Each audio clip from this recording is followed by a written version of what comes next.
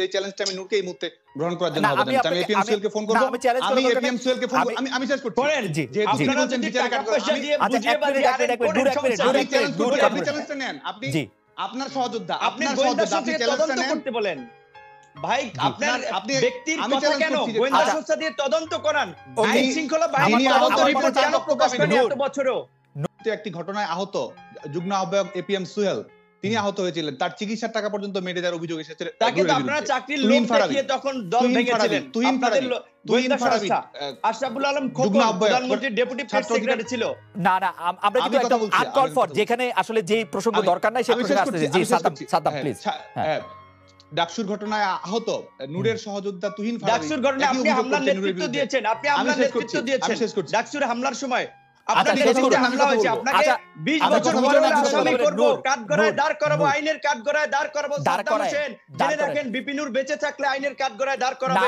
এই হামলার মূল হোতা হিসেবে আপনি দাঁড় করেন। সাদ্দামের কথা আপনি শেষ করুন। আপনি আইনের মধ্যে আপনি সাদ্দামের কথা শেষ করুন।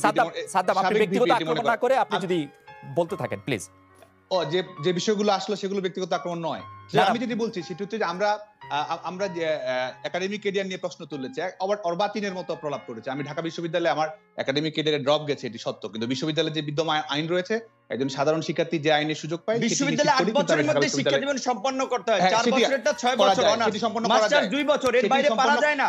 আপনি অনিয়ম করে করেছেন ভাই, অনিয়ম করে করেছেন। আপনাকে গ্রেস দিয়ে পাস করা যায়, এটা তো সত্য। কিন্তু নূর সেকেন্ড মাস্টার্স কি করা যায় ঢাকা বিশ্ববিদ্যালয়ে?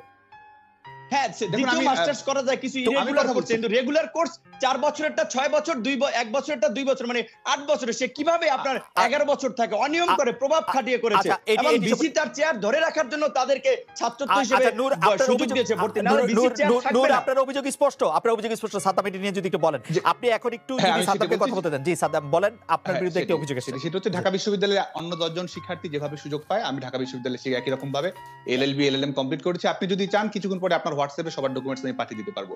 তো যেটি বলছি, চাকরি করতে চাওয়া একজন যখন হুট করে রাজনীতিবিদ বনে যায়, তার কথাগুলো আসলে এরকমই হওয়ার কথা। আমরা কিন্তু যখন যে চাকরির জন্য আন্দোলন করেছি, আমরা প্রত্যাশা করেছিলাম যে বাংলাদেশ পাবলিক সার্ভিস কমিশনের কোনো পরীক্ষায়, প্রিলিমিনারি পরীক্ষা হলে অন্তত তিনি সুযোগ পাবেন। তাহলে আপনি বিপি হইতে পারতেন। আমি চাকরিতে গেলে আপনি বিপি হইতে পারতেন, এই আশায় ছিলেন। না নূর, মাঝখানে কথা বলে একটু সমস্যা। আমার মনে হয় যে আমরা পরে আপনাকে শুনবো, কিন্তু আমি শেষ করছি। জি সাদ্দাম আপনি কন্টিনিউ করেন। খালেদ ভাই, আমি কিন্তু কথা বলতে পারছি না। আপনি কথা বলছেন, নূর কথা বলছে, আমি তো কথা বলতে পারছি না। জি বলেন। তো আমাদের বিসিএস এর কোনো প্রিলিমিনারি পরীক্ষাতেও নূরের নাম দেখা গেল না। আমরা তার নাম দেখলাম বিকাশ অ্যাকাউন্টের তালিকায়, নগদ অ্যাকাউন্টের তালিকায়, রকেট অ্যাকাউন্টের তালিকায়। তার নাম দেখলাম বিদেশি দূতাবাস থেকে নিয়মিত মাসোহারা পাওয়ার তালিকায়। এই হচ্ছে একজন কোটায় বনে যায় একজন ভিপি রাজনৈতিক ভবিষ্যৎ। তো আজকে আমরা যেটি মনে করি সেটা হচ্ছে যে বাংলাদেশ ছাত্রলীগের যে অন্যান্য প্রসঙ্গগুলো আপনি উপস্থাপন করেছেন, বাংলাদেশ ছাত্রলীগ সবসময়, আপনি নিজেও সেটি বলবেন, আমাদের গণতান্ত্রিক সংগ্রামের আমি একটা ছোট প্রশ্ন করতে পারি? এই বিকাশ অ্যাকাউন্টের তালিকায় নূরের নাম বা নগদ অ্যাকাউন্টের তালিকায় নূরের নাম, বিদেশি রাষ্ট্রদূতের তালিকায় নূরের নাম, এটা কোথায়? এই তালিকা, আর এই তালিকা আপনি কোথায় দেখলেন? মানে বিকাশ অ্যাকাউন্টে কি একটা তালিকা থাকে যে কার প্রবাসী অধিকার? হ্যাঁ, অবশ্যই রয়েছে। হ্যাঁ, প্রবাসী অধিকার পরিষদ যেটি গঠন করা হয়েছে, সেটি শুধুমাত্র নিজের পার্সোনাল ফিনান্সিয়াল চ্যানেলটি যেন অক্ষুণ্ণ থাকে সেটি নিশ্চিত করার জন্য কিন্তু এটি করা হয়েছে। এবং প্রবাসী অধিকার পরিষদের টাকা যে দলীয় অ্যাকাউন্টে যায় না, সেটির প্রমাণ কিন্তু আমাদের আজকে সাম্প্রতিক যে জাতীয় দৈনিকগুলো এই বিষয় নিয়ে সম্পূর্ণ রিপোর্ট করেছে, সেটির মধ্যে প্রমাণিত রয়েছে। এবং মেন্দিয়ান সাবাদে, আজকে আপনি কিছুক্ষণ আগে টক শো আয়োজনের কথা বললেন যে নূর এবং রেজা কিবরিয়ার মধ্যে, আমার মনে হয় সেখানে মেন্দিয়ান সাবাদিকে নিয়ে আসলো, তার সঙ্গে কি ধরনের কথাবার্তা হয়েছে, কি ধরনের রাজনৈতিক ষড়যন্ত্র এবং আতাতের আশ্রয় নেওয়া হয়েছে, সেই বিষয়গুলো পরিষ্কার হয়ে যেত। এবং আজকে আমরা আওয়ামী লীগের রাজনীতির সঙ্গে সম্পৃক্ত, ছাত্রলীগের রাজনীতির সঙ্গে সম্পৃক্ত। এখন ফিলিস্তিনি বাংলাদেশে যিনি প্রতিনিধি রয়েছেন, তিনিও কি আওয়ামী লীগের প্রতিনিধি হয়ে বলছেন যে তিনি বলেছেন যে তার সাথে কোনো সংবাদ মাধ্যমের সাথে তার কথা হয়নি, তিনি আবার পরে একটি সংবাদ মাধ্যমকে এই কথা বলেছেন? না, এই বিষয়ে কিন্তু তিনি সম্পূর্ণ একটি মন্তব্য করেছেন, যে আলোচনার প্রেক্ষিতে কিন্তু এই বিষয়টি এসেছে।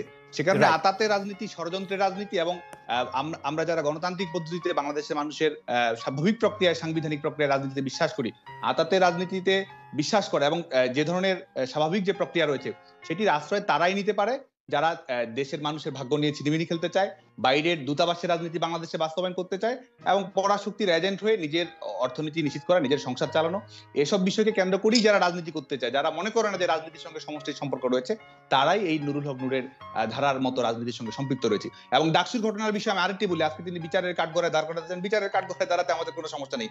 আমি এই চ্যালেঞ্জটা এই মুহূর্তে করছি, আজকে ডয়েচে ভেলে থেকে যারা শুনছেন দেখছেন দর্শক সবাইকে চ্যালেঞ্জ করছি, এই মুহূর্তে আমি আমার ফোন থেকে আপনার কিংবা আপনার ফোন থেকে আপনি ফোন করবেন, ডাকসুর ঘটনায় যিনি আহত হয়েছেন এপিএম সোহেল, ডাকসুর ঘটনায় যিনি সবচেয়ে বেশি আহত হয়েছেন তুহিন ফারাবি, তাকে আমি ফোন করব এবং ফোন করার পরে তিনি কি জবাব দেন, নূরের সহযোদ্ধা এবং ওই ঘটনায় সবচেয়ে বেশি আহত হয়েছিলেন, কোন পরিপ্রেক্ষিতে কি ঘটনা ঘটেছিল, আহত হয়েছে, এই চ্যালেঞ্জটা আমি নূরকে এই মুহূর্তে গ্রহণ করার জন্য আবেদন করছি। আমি এপিএম সোহেলকে ফোন করব, আমি এপিএম সোহেলকে ফোন করব, আমি শেষ করছি। যেহেতু তিনি বলছেন বিচারের কাঠগড়ায়, আপনি চ্যালেঞ্জটা নেন, আপনি আপনার সহযোদ্ধা, আপনি তদন্ত করতে বলেন ভাই, আপনার ব্যক্তির কথা কেন গোয়েন্দা সংস্থা দিয়ে তদন্ত করান, আইন শৃঙ্খলা বাহিনী তদন্ত রিপোর্ট কেন প্রকাশ করেনি এত বছরও? নূর, আমার মনে হয় যে সাদ্দামের বক্তব্য আমি ভাই ফোন করে তার বক্তব্য নেব। জি, আপনি দেখবেন যে আপনার সহযোদ্ধা এবং ওই ঘটনায় যারা আহত হয়েছেন, জি, ওই ঘটনায় যারা আহত হয়েছেন, ওই সেটা একটু বলেন। সাদ্দাম, ঘটনাটা কি আপনারা যখন মেরেছেন গণ অধিকার পরিষদকে?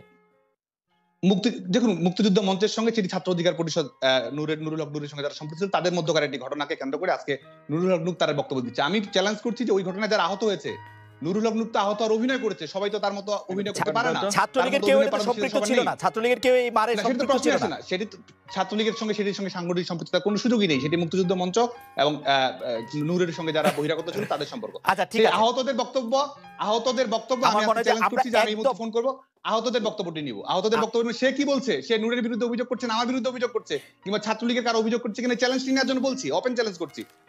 নূরের যদি সততার প্রতি আস্থা থাকে তাহলে এই চ্যালেঞ্জটি নিন। খালেদ ভাই আমাকে 1 মিনিট দিবেন, খালেদ ভাই আমাকে 1 মিনিট দিবেন, আমি শেষ করতে পারলাম একদম 1 মিনিট নূর 1 মিনিট বলেন। প্রথমে ডাকসুর ঘটনাটায় আমি বলি, ওই দিন স্যার ফজলে হাসান আবেদ স্যার মারা গেছিল, সাদ্দাম এবং সঞ্জিতের নেতৃত্বে ডাকসুতে হামলা হয়েছিল এবং তিনি বলেছে আমি বিভিন্ন দূতাবাসে যাই। সাদ্দামের ঢাকা ইউনিভার্সিটি আইনের ছাত্র হিসেবে বোঝা উচিত দূতাবাস যেতে যোগ্যতা লাগে, দূতাবাস পাগল ছাগলকে ডাকে না। সাদ্দাম আপনারটা তো বোঝা উচিত, সেখানে এমপি মন্ত্রী যেমন পরশুদিন ব্রিটিশ হাইকমিশনের প্রোগ্রামে গেছি, আপনার কর্নেল ফারুক খানের মতো লোকরা থাকে। সাদ্দাম এটা কি অভিযোগ করে শিক্ষিত ছেলে হিসেবে যে বিকাশে নাম পাওয়া যায় দূতাবাসে করে? ফিলিস্তিনের রাষ্ট্রদূতের বক্তব্যের কথা বলেছে খালেদ ভাই, আপনি বলেছেন সেটা কিন্তু সে বিশ্বাস করে নাই। ফিলিস্তিনের রাষ্ট্রদূত বলেছে তিনি এ বক্তব্য দেননি, তার কাছে আপনার সোশ্যাল মিডিয়া এবং সামাজিক যোগাযোগ মাধ্যমে বাংলাদেশের মিডিয়া থেকে তিনি জেনেছেন, এটি তিনি বলেছেন। সেটিকে আওয়ামী লীগের সাইবার সেল মিডিয়ার উপরে চাপ দিয়ে নিউজ করাইছেন, সমস্ত চ্যানেলগুলোতে তথ্যমন্ত্রী হাসান মাহমুদ সাহেবের মন্ত্রণালয় থেকে ফোন দিয়ে নিউজ করানো হচ্ছে, ধারাবাহিকভাবে টকশো করানো হচ্ছে, বিভ্রান্তি ছড়ানো হচ্ছে। কথা শেষ করবেন জি, আমার সাদ্দামের এই কথার প্রেক্ষিতে এইটুকুই বলা।